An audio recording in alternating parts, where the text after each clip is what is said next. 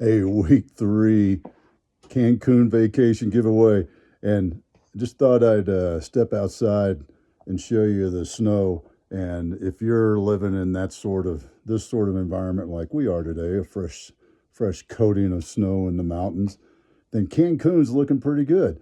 So let's see who our winners are for this week. And by the way, I just went ahead and drew them out because I wanted y'all to see that, yes, snow, and it is still winter. So get down to Cancun where it's nice and warm.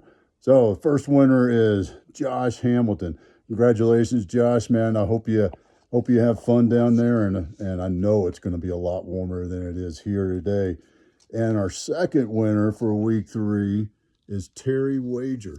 Terry, man, congratulations. Excited for you. Hey, and don't forget, go check out 3guysinavacation.com. We couldn't be doing this without them. And yes, this is real. This isn't fake. This isn't a scam. This is a real vacation that you can go on for free. So check it out, and congratulations to Terry and, yeah, I already forgot. Terry and Josh. Hope y'all have a great time.